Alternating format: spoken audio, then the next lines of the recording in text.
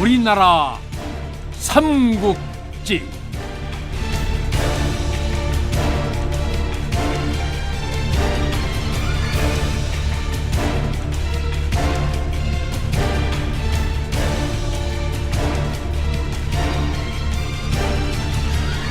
제74부 길이나 을지문덕.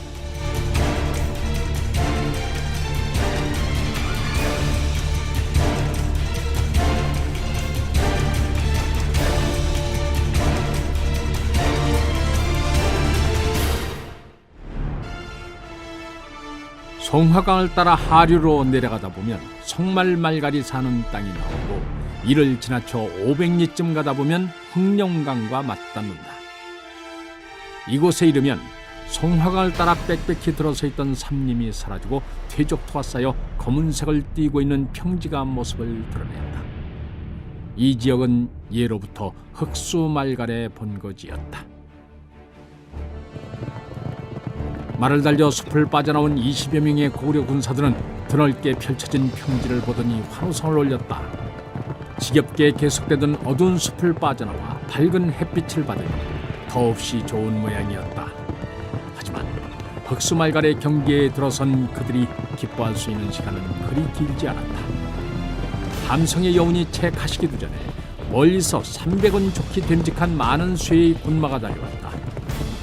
그들의 말발굽발에서 일어나는 흙먼지가 바람을 등에 업고 점점 커지더니 눈에 보이는 것은 무엇이든 집어삼킬 기세로 몰려왔다.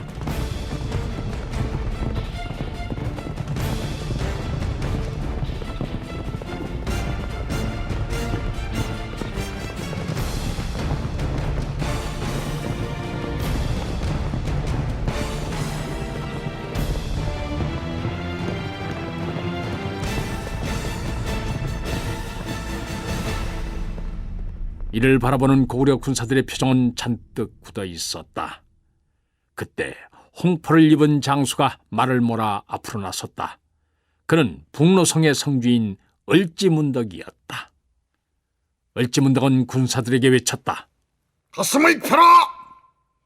너희들은 고구려군에서 최정예가 자부하는 북노성의 군사들이다. 저들에게 당당한 모습을 보여야 한다. 을지문덕의 격려를 듣고 안심이 됐는지 군사들의 태도에 여유가 생겼다. 을지문덕은 시선을 돌려 전방에서 달려오는 군마들을 바라보았다. 그들은 순식간에 코앞에 당도했다. 수염이 덥수룩하고 광대뼈가 튀어나온 사내가 화등잔만한 눈을 부라리며 외쳤다.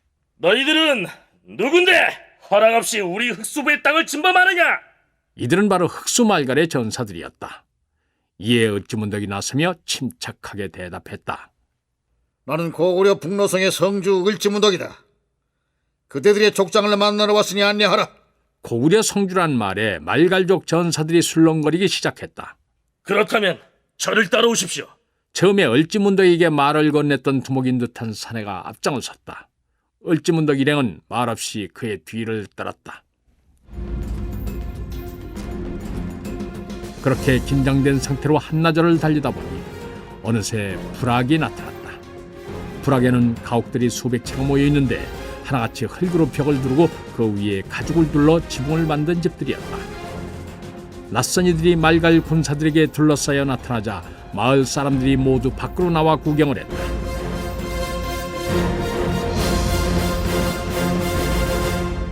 그때 사람들 사이에서 인자하게 생긴 노인이 나섰다.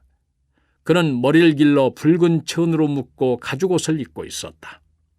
노인은 이미 연락을 받았는지 을지문덕을 바라보며 물었다.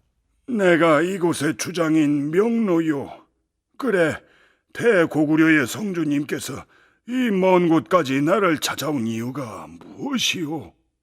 이곳에서 드릴 말씀은 아니요.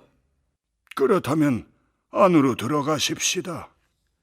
명노는 을지문덕을 가죽으로 지붕을 덮은 집들 중 가장 넓어 보이는 집으로 데려갔다. 방 안으로 들어서니 불악의 원로로 보이는 노인들이 방 안 가득 자리를 잡고 앉아 있었다. 할 말이 뭔지 들어봅시다. 흑수부의 백성들이 잘 살 수 있는 길을 일로 드리러 왔소. 명노의 인자한 얼굴이 굳어졌다. 어찌 고구려에서 우리의 생계를 신경 쓰는지 모르겠구려. 고구려와 말갈은 번디 한 결에나 다름이 없어. 송말부와 백돌부 등 다른 말갈 부족들은 이미 우리와 뜻을 함께 하고 있어. 그로 인해 그들은 풍족한 생활을 영위하고 있는데 유독 흑수 말갈만은 우리와 거리를 두려하니 심히 안타깝소. 명노는 어느새 냉담한 표정을 짓고 있었다. 말은 따뜻하나 실은 우리에게 복속하란 뜻이 아니오. 다른 말갈 부족들이 고구려에 복속한 대가로 패를 불리고 있다는 소리는 내 진작 듣고 있었소. 그렇지만 우리는 남에게 옥미어서 잘 살고 싶은 생각은 추호도 없소. 계속 사냥이나 해서 먹고 사는 것이 오히려 홀가분하오. 명노의 반응이 싸늘했지만 을지문덕은 조금도 물러서지 않았다. 이런 반응쯤은 이미 예상했던 일이었다. 벌써부터 마음을 조급하게 먹을 필요는 없었다. 이곳 흑수 주변은 기온이 낮아 농사를 짓기도 어렵고 그렇다고 목축에 적합한 초지가 있는 것도 아니고 오직 수렵이나 어로를 통해 생기를 유지해야 하는데 이 또한 날이 추워지면 어려워지게 되고 그렇다면 결국 끼니를 이을 방법이라고는 이웃 부락을 약탈하는 것뿐이고 하지만 흑수부 이외의 다른 부락들은 모두 고구려의 보호를 받고 있기 때문에 함부로 쳐들어갔다는 죽음을 면치 못할 것이고 무엇이 현명한 선택인지는 명백하지 않소. 말갈 주장이 가만히 생각해보니 을지문덕의 말이 옳았다. 명노는 한풀 꺾인 음성으로 물었다. 성주께서 말하는 방법이란 걸 들어보기나 합시다. 을지문덕은 주위에 앉아있는 흑수부의 원로들을 둘러보더니 천천히 말을 이었다. 흑수부가 살 길은 교역뿐이요. 지금 흑수부에서 자랑할 만한 것이 있다면 사냥을 해서 얻은 짐승의 가죽과 숲속을 주름 잡고 다니는 돼지가 있어. 여우나 담비의 가죽은 가공만 잘한다면 상품으로 비싸게 팔 수가 있고 이곳의 돼지는 지방이 적고 육질이 좋기 때문에 북노성으로 끌고 와서 판다면 많은 이득을 남길 수 있을 것이야. 이런 식으로 특산품의 가치를 높이고 이를 교역하여 이문을 남긴다면 흑수부의 백성들도 얼마 안 가서 풍요로운 생활을 할 수 있을 것이야. 그에 필요한 기술은 고구려에서 지원할 것이니 이보다 더 좋은 기회가 어디 있겠어. 을지문덕의 말은 설득력이 있었다. 그 자리에 모인 원로들은 구미가 당기는지 심하게 술렁거렸다. 지금껏 고구려는 우리를 소홀히 대했는데 이제 와서 친근한 척하는 이유가 뭐야? 우락부락하게 생긴 젊은이가 반열에서 나와 항의조로 말했다. 그는 추장 명노의 아들로 한눈에 봐도 말갈의 전사임이 확연히 드러났다.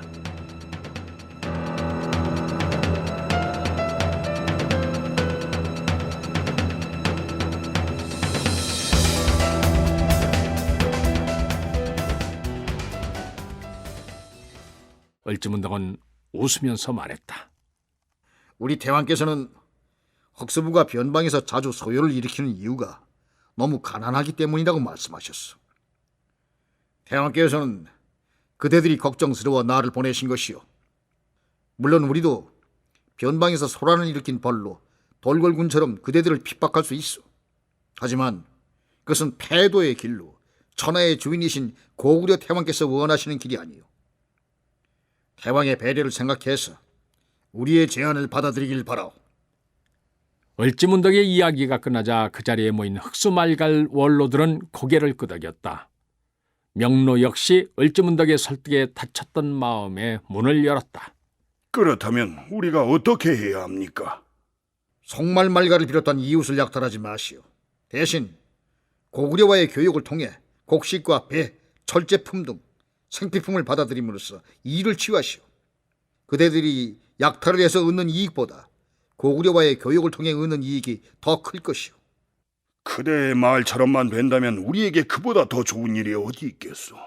허나 고구려도 틀림없이 우리에게 바라는 것이 있을 터 말씀을 해보시오.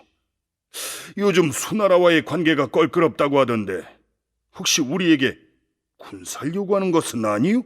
명노는 당장 일방적인 혜택을 받으면 훗날 더 큰 대가를 지불하게 될까 봐 걱정스러워했다. 을지문덕은 명로의 근심을 알아채고 웃으며 말했다. 오해하지 마십시오. 우리가 원하는 것은 복속이 아니다 협력입니다. 그저 양방이 서로 힘을 합쳐 함께 발전해 나갈 수 있기를 바랄 뿐입니다. 그제야 명로의 얼굴이 환해지면서 다시 말을 이었다. 그렇다면 반대할 이유가 어디 있겠소? 우리도 고구려의 뜻에 따르겠소. 흑수부의 다른 부족들을 설득하는 일은 나에게 맡겨주시오. 명로와 을지문덕 간의 대화를 경청하던 원로들의 얼굴에도 만족감이 나타났다.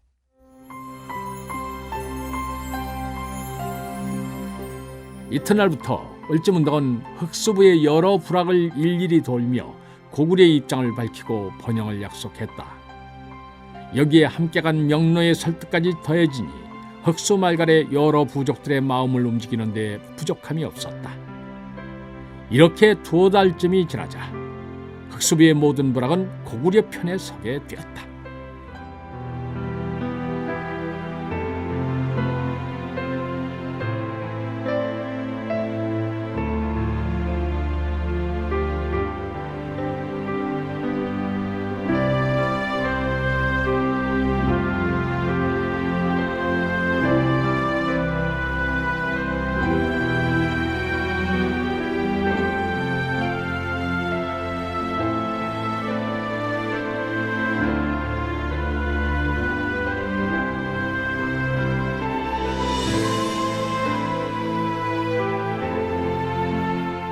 흑수부 일을 마무리 지은 을지문덕은 홀가분한 기분으로 말갈 땅을 떠나 북로성으로 돌아갈 수 있었다.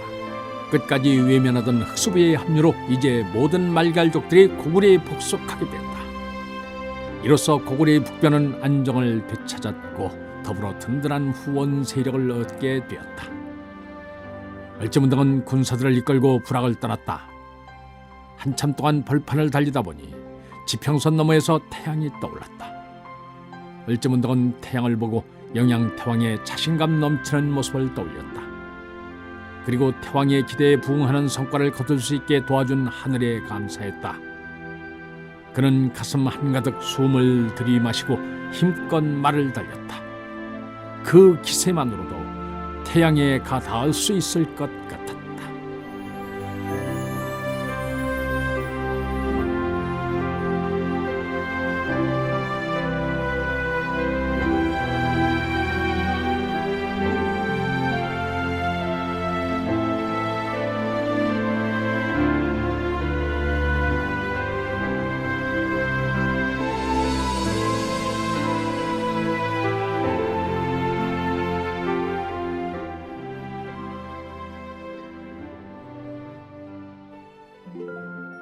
그 후에 수나라 양양이 왕세적과 함께 30만 대군을 이끌고 고구려에 쳐들어왔을 때 모든 말갈족들은 고구려에 대한 지지를 전명하고 군수품과 군사를 보내왔다.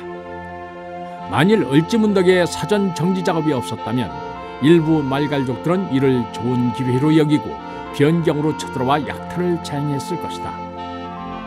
을지문덕의 활약으로 인해 수하의 전쟁 중에도 북변은 안정을 유지했고 그 덕분에 고구려는 수군에 맞서 싸우는 데에만 집중할 수 있었다. 제1차 고수준작은 고구려의 승리로 끝났고 양국은 한동안 휴전 상태에 놓였다. 평화가 찾아왔지만 을지문덕은 결코 경계를 늦추지 않았다. 그가 주목한 것은 서북방에서 세력을 떨치고 있던 돌궐이었다. 이 당시 돌궐은 수나라와 힘을 겨룰 만큼 막강한 세력을 형성하고 있었다. 이들은 강성해진 수나라로 인해 남방으로의 진출이 어려워지자 송화강 서북쪽에 있는 실위로 눈길을 돌렸다. 이 당시 실위 사람들은 돌궐과 수, 고구려 3국의 틈바구니에 끼어 힘겹게 살아가고 있었다. 실위의 부족들은 서로 힘을 합치지 못했기에 돌궐의 군대가 쳐들어왔을 때 변변히 싸워보지도 못하고 항복할 수밖에 없었다. 거란에 이어 실위를 복속시킨 돌궐의 칸은 실위의 각 부족에 토둔을 두고 이들을 통치했다. 실위 사람들은 굴욕감을 느꼈지만 돌궐의 강압에 못 이겨 받아들여야만 했다. 을지문덕은 실위까지 제압한 돌궐이 고구려로 세를 뻗쳐올까 두려워했다. 돌궐은 양언태왕 시절 쳐들어왔던 전력이 있었다. 수나라와 대립하고 있는 이때에 돌궐까지 가세한다면 고구려서는 큰 부담이 될 수밖에 없었다. 그래서 을지문덕은 수나라와 휴전을 하고 있는 동안 돌궐을 견제하기로 결심했던 것이다.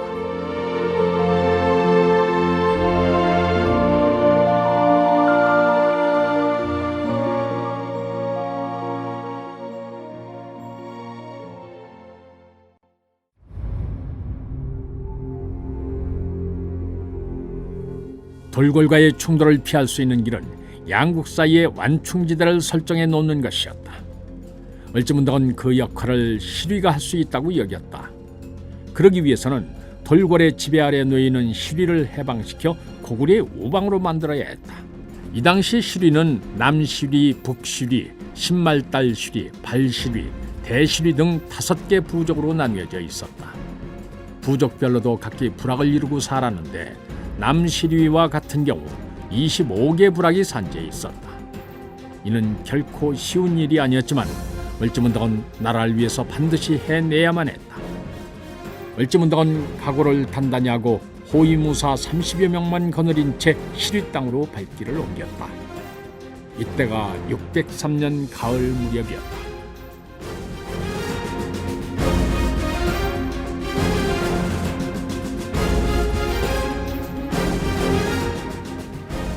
을지문덕이 먼저 찾은 곳은 북노성의 북쪽 송화강 서쪽 건너편에 위치한 남시류의 오라호부였다. 오라호부는 남시류의 여러 부족 중에서 가장 고구려와 우호적인 관계를 유지하고 있었다. 을지문덕은 오라호부의 대주장 나단을 만났다. 나단은 검게 걸린 얼굴에 단단한 체격을 가진 전사였다. 그는 이제 갓 40을 넘긴 나이로 패기와 강단을 간직하고 있었다.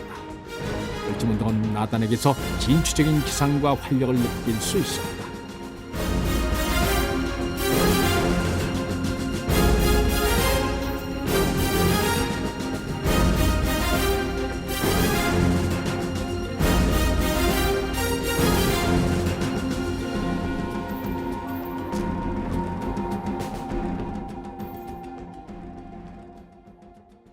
요즘 시귀 땅에서 토툰의 횡포가 심하다는 말을 들었습니다. 언제까지 그들에게 당하고만 계실 겁니까? 이 당시 돌궐이 시위에 설치한 토둔의 임무는 여러 부족들로부터 공납을 거둬들이는 일과 돌궐에 저항하는 움직임을 보이지 않는지 감시하는 역할이었다. 그런데 이곳에 부임한 돌궐인 토둔은 칸에게 바치는 공납 이외에 자신의 사욕을 채우기 위해 많은 재물을 수탈해 갔다. 이렇게 토둔의 착취가 점차 극심해지자 각 부족들의 반감도 차츰 커져갔다. 네, 안 그래도 끓어오르는 분기를 간신히 참고 있소이다.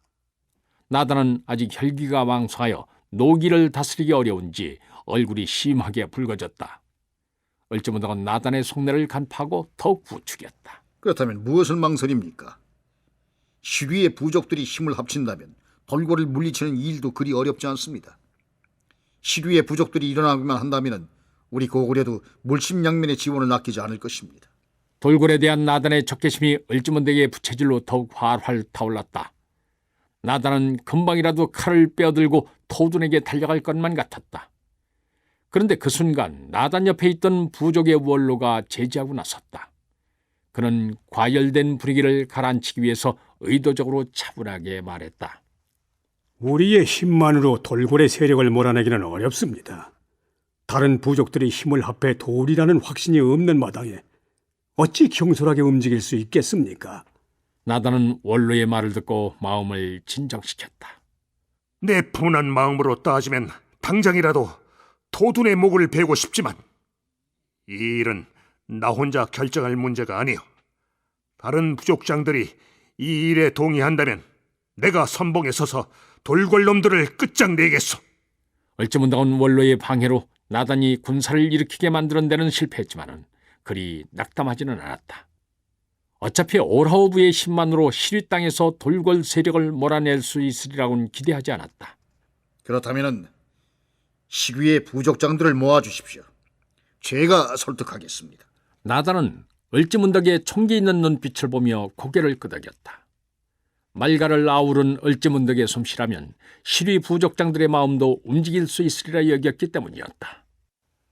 보름 후 오소고, 이세몰, 세갈지, 화해, 나래 등 주변 부족의 주장들이 오라우부로 속속 모여들었다. 주장들이 모두 회의 장소에 도착하여 자리를 잡자 나단이 나서서 정중히 말을 했다. 이렇게 먼 길을 마다하지 않고 와주셔서 감사합니다. 미리 전했다시피 우리 부족의 생사가 달린 일이기에 이리 급히 청했습니다. 겁이 많은 오소고부의 주장이 일어서서 물었다. 시리 사람이라면 누구나 토둔의 횡포에 분개하고 있을 것이오. 하지만 우리가 무력을 써서 그들을 몰아낸다면 돌고래 칸이 가만히 있겠소? 분명 대군을 이끌고 쳐들어올 것인데 어찌 이를 감당하려 하시오? 수많은 동족들이 피를 흘리게 될 것이오. 이에 이세몰부의 주장이 나서며 반박했다. 우리 시리가 돌고래 무릎을 꿇었던 것은 힘이 약해서가 아니라 부족들이 서로 힘을 합치지 못했기 때문이요. 만일 모두가 뜻을 같이하여 일어난다면 돌골과 싸워도 충분히 승산이 있어. 이처럼 주장들 간의 의견이 분분하여 장내가 소란스러웠다. 이때 나단이 나서며 큰 소리로 외쳤다. 잠시 조용히 해주십시오. 여러분들께 소개시켜 드릴 사람이 있습니다. 일손 정적이 흐르며 사람들의 시선이 나단에게 쏠렸다. 을지문덕이 사람들 앞으로 나섰다. 을지문덕은 모여 앉은 주장들의 모습을 찬찬히 둘러보았다. 모두들 긴장한 빛이 역력했다. 이럴 때는 강하게 나갈 필요가 있었다. 을지문덕은 격앙된 목소리로 외쳤다. 고구려에서 온 을지문덕입니다. 제가 여러분이라면 진작에 창칼을 들고 일어섰을 것입니다. 비겁하게 남에게 업신여김이나 당하고 노예처럼 사느니 차라리 싸우다가 죽겠습니다. 이는 그 자리에 모인 주장들에 대한 야유나 다름이 없었다.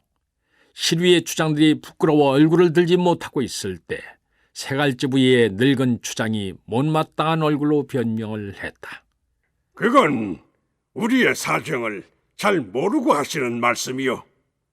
우리 시리족은 고구려인들과는 달리 단합이 쉽지 않고 경제적으로 풍요롭지도 못하고 부족들은 서로 합심하지 못하고 제 이익을 챙기는 데에만 급급하니 어찌 강맹한 돌고래 군대를 상대할 수 있겠소? 목숨이라도 부지하려면 땅에 머리를 박고 죽은 듯이 지내는 수밖에 없소. 을지문덕은 맑은 눈으로 세갈지 부위의 주장을 뚫어지게 쳐다보며 찬찬히 말했다. 우리 고구려도 처음부터 강했던 것은 아닙니다. 시조이신 동명성왕께서 나라를 건국하실 때만 해도 고구려는 비류스가의 작은 나라였습니다. 그런데 지금처럼 천하를 호령하는 강국으로 성장할 수 있었던 이유가 무엇인지 아십니까? 그것은 바로 용기와 화합입니다. 무수한 난관에 부딪혔지만은 이에 굴하지 않고 다시 일어설 수 있었던 용기, 그리고 서로 믿고 의지하며 어려움을 극복했던 화합의 정신이야말로 지금의 고구려를 있게 만들었습니다. 그러니 시위도 할 수 있습니다. 한탄만 하지 말고 지금이라도 노력해 보십시오. 부족들을 하나로 모아 시리 땅에서 돌골 세력을 몰아내십시오. 그러면 우리 고구려도 시리를 적극 돕겠습니다. 오소고부의 주장이 끼어들면서 물었다. 어떻게 우리를 돕겠다는 것이오? 나라가 강해지려면 먼저 먹고 사는 문제가 해결돼야 합니다. 지금 시리의 부족들은 대부분 수렵에 의존하고 있고 간간히 돼지와 소를 기르고 있을 따름입니다. 이래서는 부족민들의 생계를 유지하기도 어렵습니다. 더구나 돌고래 토둔에게 착취까지 당하니 당연히 부족민들이 굶주릴 수밖에 없습니다. 그렇지만 돌골 세력을 몰아내고 고구려와 교역을 한다면 수렵을 통해 얻은 짐승의 가죽과 사육한 돼지와 양을 시류에 필요한 철기와 식량으로 바꿀 수 있습니다. 그러면 지금보다 훨씬 풍족한 생활을 할 수 있게 될 것입니다. 물론 아무것도 생기는 게 없는데 도울 리 없지요. 솔직히 말씀드리겠습니다. 우리는 돌고를 막을 방어벽이 필요합니다. 전 그 역할을 시위가 해줄 수 있으리라 믿습니다. 시위인들은 다른 어떤 부족보다 용맹합니다. 여러분이 서로 화합하고 우리가 군사의 조련과 병장기의 공급을 책임진다면 시리는 얼마 가지 않아 돌고래에 대적할 만큼 성장할 것입니다. 을지문덕의 말을 들은 시류의 주장들은 가슴이 뭉클했다. 스스로도 믿지 못하는 자신들을 이방인인 그는 굳게 믿어준 것이었다. 좋소. 우리 함께 힘을 합해 돌궐 놈들을 이 땅에서 몰아냅시다. 타국의 장군이 이처럼 우리를 믿어주는데 못한다고 한다면 앞으로 어찌 얼굴을 들고 다닐 수 있겠소? 자, 천하만방에 시위의 힘을 보여줍시다. 돌궐과의 충돌을 반대하던 오소구부의 주장이 이렇게 말하자 다른 주장들도 기다렸다는 듯이 이에 동의를 했다. 잠자코 듣고만 있던 나단도 흥에 겨워 나섰다. 좋소. 이제야 돌궐놈들의 코를 납작하게 만들어줄 때가 된 것 같소. 내가 선복에 서서 그들에게 본때를 보여주겠소. 을지문덕의 설득으로 남시류의 부족들은 하나로 뭉칠 수 있었다. 을지문덕은 시류 주장들에게 약속한 대로 지원을 아끼지 않았다. 이에 감복한 시류의 부족들은 그를 칭송하고 목숨을 바치겠다고 맹세를 했다.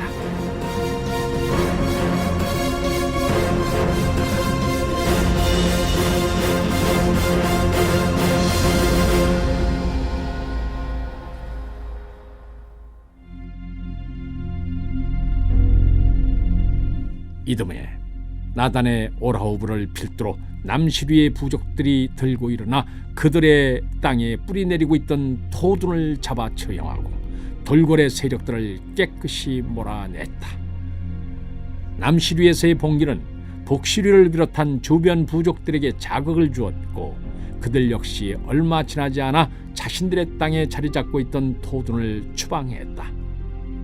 이로써 시리는 돌궐로부터 벗어나 자유와 풍요를 누릴 수 있게 됐다.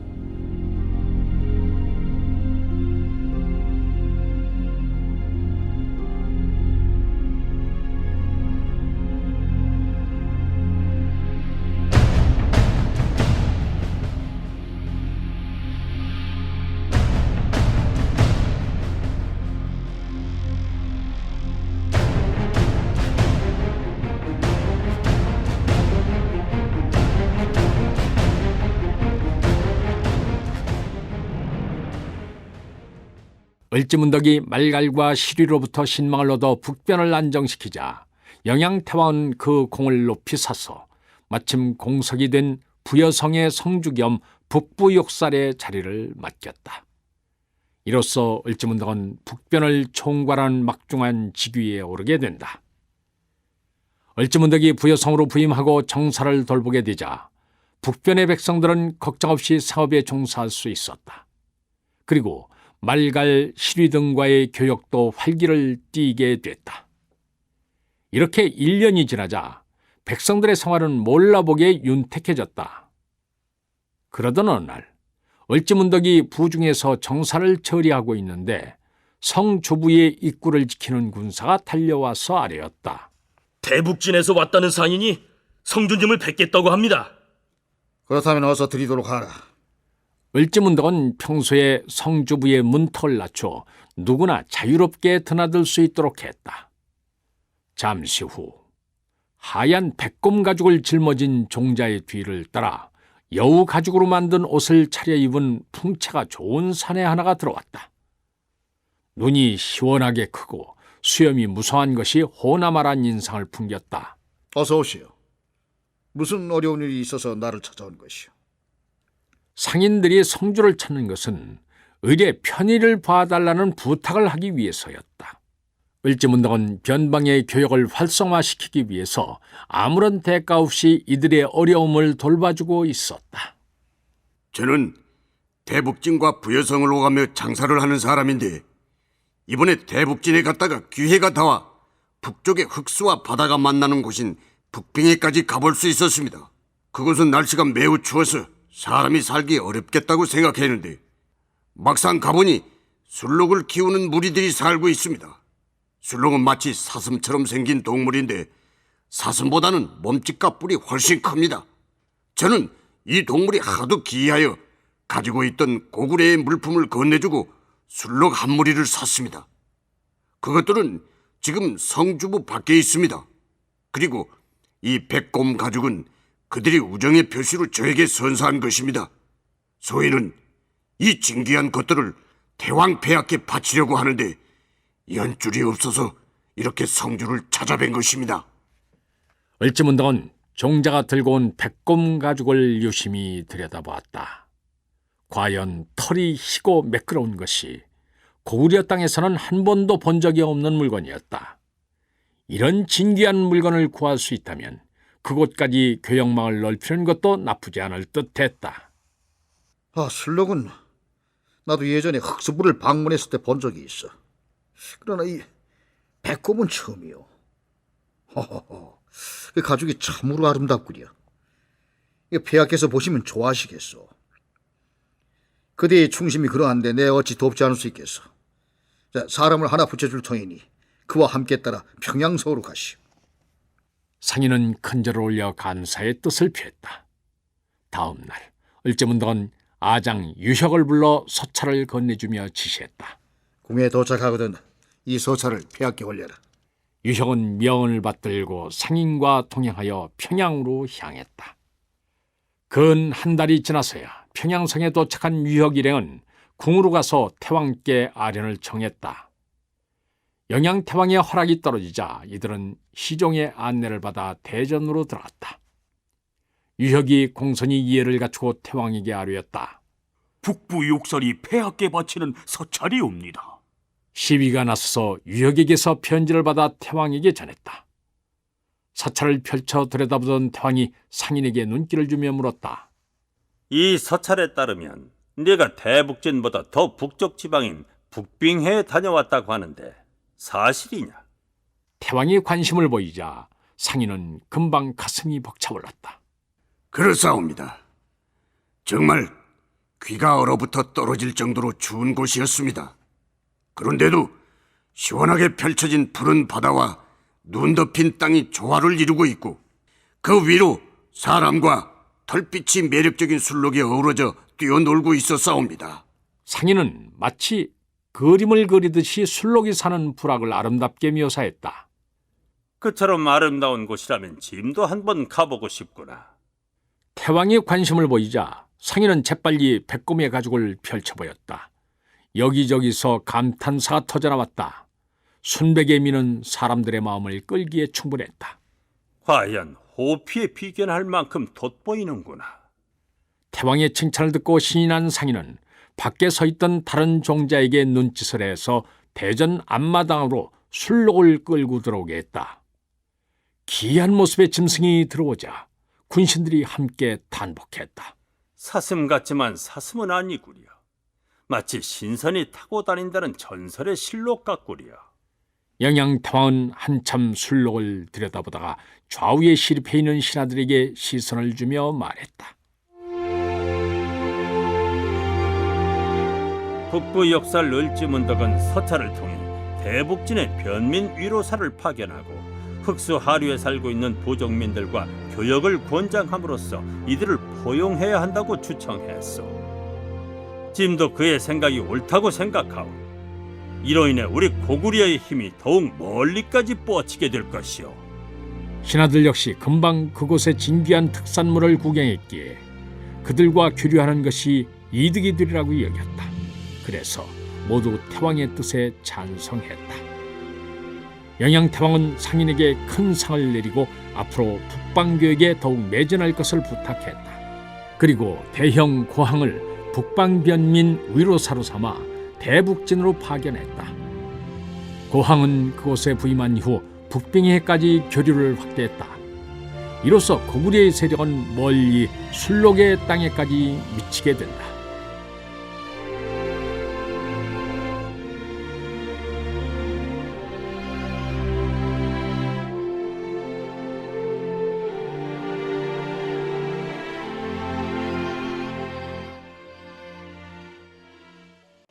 이렇듯 변방 부족들에 대한 사전 정지 작업이 막바지에 이르렀을 때 뜻하지 않은 사건이 터졌다.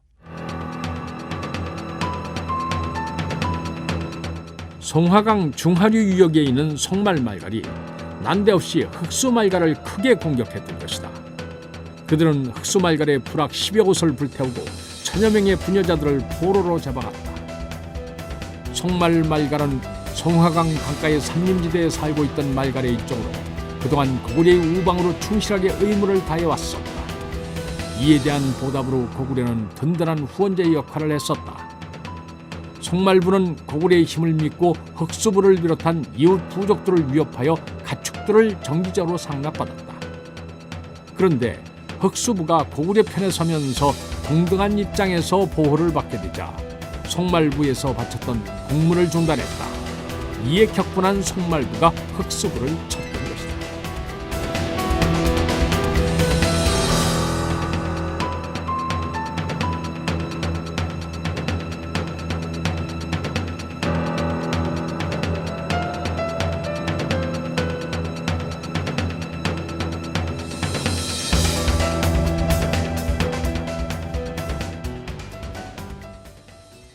흑수부의 전갈이 당도하자 을지문덕은 서둘러 영양태왕에게 전령을 보내어 사태의 심각성을 알렸다. 동시에 부장 형도를 송말부에 보내 크게 꾸짖었다. 너희들은 어찌하여 흑수부를 약탈했는가? 이미 알다시피 저들은 우리의 충실한 속민이 되지를 않았느냐? 평소에 고구려라면 쩔쩔매던 송말말갈족도 이번만큼은 강하게 반발했다. 송말부의 주장 오라글려를 대신해서 돌지게가 코숨을 치면서 말했다. 대국도 알다시피 다른 부족들은 넓은 초원에 위치하여 가축들을 쉽게 키울 수 있어. 허나 우리는 척박한 숲에서 근근히 살아가고 있어. 우리가 할 수 있는 일이라고는 고구려를 등에 업고 주위를 협박해서 가축들을 빼앗는 것이오. 그런데 을지문덕 장군이 흑수부와 통계함으로써 우리의 생계가 위협받고 있어. 우리도 살아야 하니 어쩌겠소? 어디 마음대로 해보시오. 돌지게는 원래 동옥저 땅이었던 동해안의 해주 출신으로 고구려 사람이었다. 그의 집안은 해주에 살면서 신라 진흥태왕의 첩자 노릇을 했었다.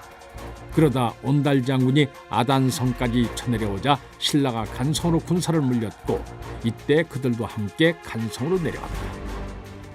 제1차 고소전쟁 때 돌지게는 고구려 땅에서 간자로 활약하여 신라가 고구려 남부 땅을 잠식하는 데 큰 공을 세웠다. 그러나 제1차 고소전쟁이 고구려의 일방적인 승리로 끝나자 이에 위협을 느낀 신라는 서력 602년에 군사를 다시 간성으로 물렸다. 이때 돌지게도 같이 도망치려 했지만 신라로서는 효용 가치가 떨어진 첩자를 더는 거둘 이유가 없었다. 그래서 돌지게는 고구려, 신라 어느 쪽으로도 돌아갈 수 없는 신세가 됐다. 그 후 그는 혈혈단신으로 이리저리 떠돌다가 압록수를 넘어 송화강 위역까지 흘러들었다. 돌지게가 송말말갈족들이 사는 땅에 도착해보니 모든 것이 열악했다. 그들은 숲의 나무 위에 오두막을 만들고 쌀이로 만든 화살로 멧돼지나 사냥하면서 근근히 살아가고 있었다. 그는 자신이 갖고 있는 여러 기술과 지식을 동원하여 말갈 사람들을 깨우쳐갔다. 그러자 추장은 크게 기뻐하며 자신의 딸을 내려 사위로 삼았다. 그리하여 돌지게는 금세 부족의 우두머리가 될 수 있었다.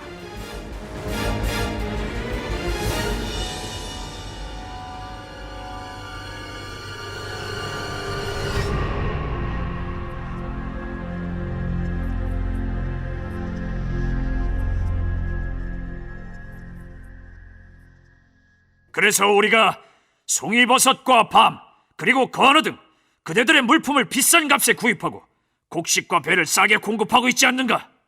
이제는 흑수부도 한 식구가 되었으니 서로 다투는 일은 없어야 하지 않겠나? 형도는 좋은 말로 설득했지만 쇠기의 경일기였다.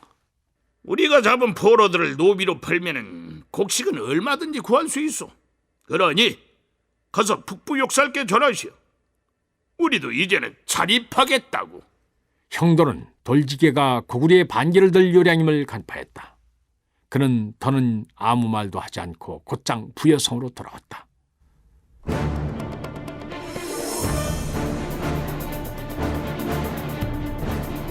을지문덕은 형도에게서 송말부의 전화를 듣고 의아해서 물었다. 저들의 수요는 흑수부의 절반도 되질 않는데 어찌해서 흑수부를 침탈할 수 있습니까? 이번에는 각군과 쇠뇌로 무장하고 쳐들어왔다 합니다. 그것은 또 무슨 말인가? 쌀이 화살과 늑대 이빨로 만든 화살쥐, 무기의 전무였던 저들이 어떻게 각군과 쇠뇌를 사용할 수 있단 말인가? 그렇다면 누군가 옆에서 은밀히 돕고 있다는 말이 아닌가? 예전 양원태왕 말기에 신라군이 동옥저 땅에 들어온 적이 있지를 않습니까? 그 당시 신라 진흥태왕의 첩자로 활동하던 놈들이 있었는데 신라에서 버림을 받고 오갈 데 없는 몸이 되었습니다. 그들 중 돌지계라는 자가 송하강 유역으로 흘러들어 송말부 추장의 사유가 되었는데 그 자가 이번 사태를 조장하고 있는 것 같습니다. 을지문덕은 돌지계의 파렴치한 소행에 분노가 치밀어 올랐다.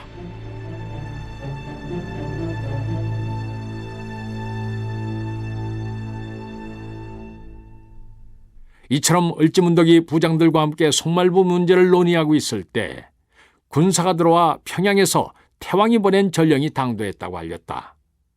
을지문덕이 의관을 수습하고 뛰어나가 보니 예전에 국내성에서 데리고 있었던 당주 이미우가 와 있었다. 을지문덕은 이미우를 보고 크게 기뻐했다. 자네가 어인 일인가? 장군님께서 북부 욕살이 되신 지 얼마 후 강희식 장군의 추천으로 평양 왕궁 수비대에 근무하게 됐습니다. 이번 송말 말갈의 일로 폐하께서 저를 보내셨습니다. 잘봤네. 폐하께서는 이번 일에 대해 장군님의 생각을 알고 싶어 하십니다. 장군님의 의향은 어떠하신지요? 나는 이번 일을 좌시할 수 없네. 예전 흑수부의 경우와는 달리 이번에는 우리의 힘을 보여주어야 할 것 같네. 폐하의 생각은 어떠하신가? 폐하의 뜻도 장군님과 같으십니다. 폐하께서 말씀하시기를 당장 기병 5천을 이끌고 저들을 응징해 고구려의 위험을 세우라 하셨습니다. 이미우는 을지문덕을 바라보면서 또렷하게 말했다. 이를 듣고 부장 형도가 갸우뚱거리며 물었다. 그런데 폐하께서 이런 사소한 일에 그리 관심을 가지시는 이유가 뭡니까? 형도는 영양태왕의 흉중이 궁금했다. 이 정도 일에 무려 5천 명의 기병까지는 필요치 않았다.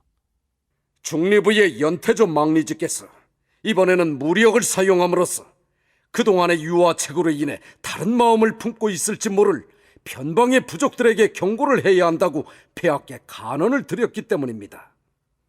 연태조는 사련규에서 전사한 연자유의 아들로 첩보를 관장하는 중리부의 책임자로 있었다. 폐하의 말씀이 맞네.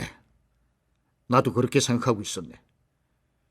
앞으로 수나라와의 전쟁을 목전에 두고 있는데 변방 부족들이 우리를 가볍게 보게 해서는 아니 될 것이네. 을지문덕은 말을 마치고 군사를 소집했다. 그리고 흑수부의 전령을 보내 군사 3천을 이끌고 송말수로 이동하게 했다. 송말수는 송화강의 중류로 송말말갈의 본거지였다.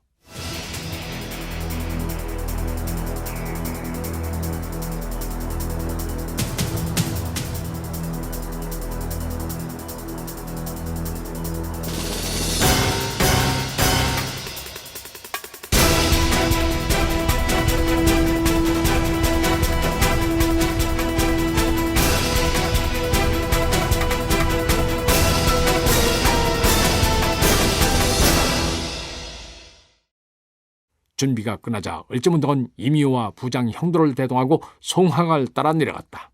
그는 강을 따라가면서 이미호와 형도에게 물었다. 자네들은 어떤 전략을 세워야 우리가 쉽게 승리할 수 있다고 생각하는가? 이미호가 먼저 대답했다. 저들은 강가 울창한 산림에 숨어 있기 때문에 공격하기가 쉽지 않습니다. 화공을 사용하는 게 어떻겠습니까? 형도도 이미호와 같은 생각이었다. 그러나 을지문덕의 생각은 달랐다. 그것은 과히 좋은 방법이 아니다. 물론 우리가 숲에 불을 놓는다면 쉽게 이길 수 있을 것이다. 하지만 숲에서 생활하는 말갈족들은 살 터전이 없어진다. 그렇게 얻은 승리가 우리에게 무슨 가치가 있겠는가? 지금으로부터 600여 년 전 동명성왕께서는 야인들을 평정하실 때 화살초가 없는 화살을 쏘게 하셨다. 자네들은 그 뜻을 알아야 한다. 예전의 동명성왕은 야인인 말갈족과 싸우면서 그들이 다칠까 염려하여 화살촉 없는 화살을 사용했다. 말갈족들은 나중에 이를 알고 크게 감격해서 고구려의 충실한 백성이 됐다. 그러면 어떤 방법이 있겠습니까? 숲을 좋아하는 저들이 송말수 유역에 자리 잡은 이유는 분명하다. 저들의 숲에는 사람과 가축이 마실 물이 부족하기 때문이다. 나무가 울창한 숲에서는 오래 버티기 어려우니 우리가 굳이 그곳으로 들어가서 싸울 필요는 없다. 배를 타고 송말수를 따라 나아가 숲속의 말갈군을 피한 후에 강가에 있는 큰 마을을 공격하는 것이 최선이다. 강가의 마을을 점령한다면 저들의 머리를 자르는 꼴이 될 것이다. 주의할 점은 마을을 공격하되 아녀자는 절대로 건드려서는 안 된다는 것이다. 을지문덕의 지시대로 고구려군은 제때 송말수에 도착한 흑수비의 전사들과 함께 신속하게 강을 거슬러 올라가 인근의 큰 부락 5개를 일시에 들이쳤다. 강변 마을에 대한 고구려군의 기습적인 공격은 숲에서 전투를 치르려던 돌지기의 작전을 무력화시켰다. 본거지를 여는 송말말갈 주장 오락을려는 할 수 없이 부족장들을 이끌고 을지문덕 앞으로 나와 무릎을 꿇었다. 그는 참회의 눈물을 흘리며 잘못을 빌었다. 한편 돌지개는 후한이 두려워 자신을 따르는 무리들과 함께 야음을 틈타 거란족이 모여 사는 요서의 송막을 향해 도망을 쳤다.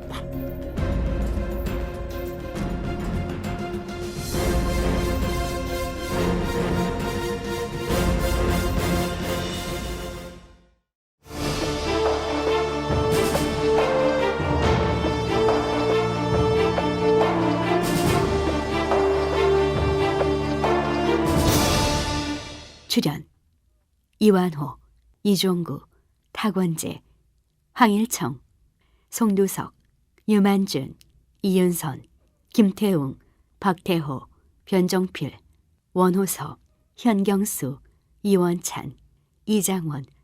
해설 김종성. 음악 이춘화. 효과 엄기혁. 기술 서교식. 총진행 유만준.